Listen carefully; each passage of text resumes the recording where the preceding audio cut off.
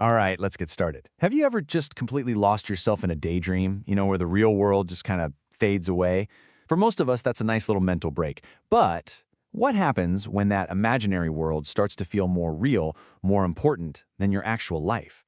Today, we're going to do a clinical review, a deep dive into the psychology of these super detailed inner worlds, and we're going to try and understand that very fine line between a rich imagination and something a lot more complicated. So this is really the heart of the matter, isn't it? We all daydream. We all have this private world inside our heads. But at what point does it cross a line? When does it go from being a source of comfort or creativity to a genuine clinical problem? That's the tightrope we're walking today. That exact point where a vivid imagination might start doing more harm than good. And that brings us to our key term for this review.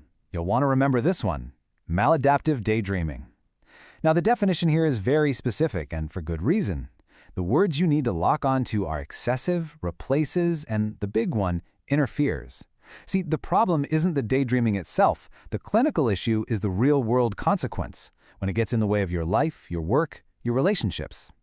Yeah, this chart really breaks it down nicely. On one side, you've got your healthy escapism. You can think of it like taking a little mental vacation. It gives you some relief, but you're in charge. You've got the controls, and it actually makes your life better. But on the other side, you see that word compulsion? That's the game changer. It's not a choice anymore. It feels totally uncontrollable. And that last word is key. It impairs your life. It takes away. It doesn't add. Okay, so to make all of this theory a bit more real, let's look at a case study.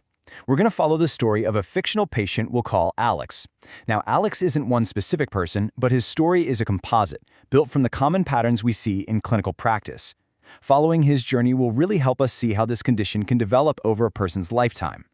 And this timeline, this shows the classic progression, how this can snowball over time.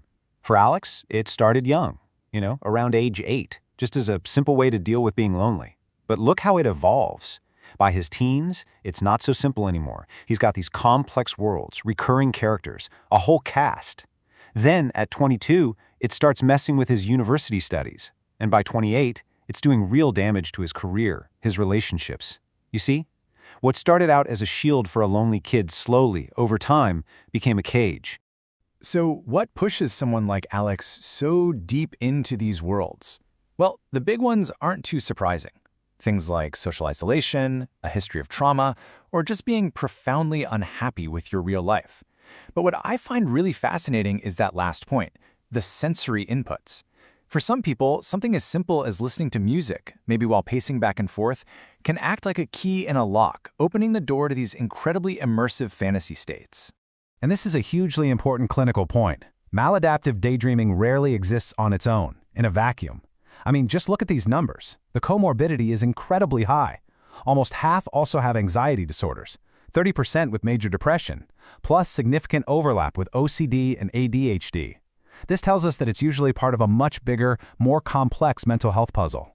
This quote, this just nails the core issue perfectly.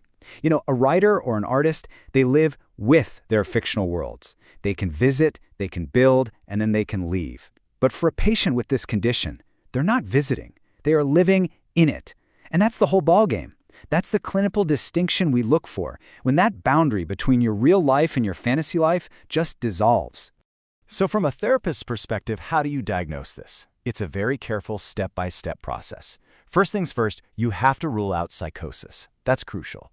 People with maladaptive daydreaming almost always know their worlds aren't real. Next, you look at the real-world damage. How much is it impairing their ability to function? Then you dig into the nature of it. Is it compulsive? Is it addictive? And finally, you go back and explore those underlying triggers we talked about earlier. It's also pretty wild to see how our perspective on this has changed. I mean, historically, this kind of intense fantasizing was often written off as, a moral failing, laziness. But the modern clinical view is so much more sophisticated. We now see it as a potential behavioral addiction, a really complex coping mechanism that the brain develops. So, of course, the response has changed too. We don't just tell people to focus harder. We use proven therapeutic tools like CBT and mindfulness to help. Okay, quick review. Let's boil this all down to the key takeaways. If you remember nothing else, remember this. 1. It's defined by the impairment it causes, not just by the act of imagining. 2. It almost always starts as a coping mechanism. 3. There's a really high overlap with conditions like anxiety and depression. And 4, the diagnosis hinges on identifying compulsion and a person's lack of control. Got it? Good. And this all leaves us with a really big, kind of forward-looking question, doesn't it?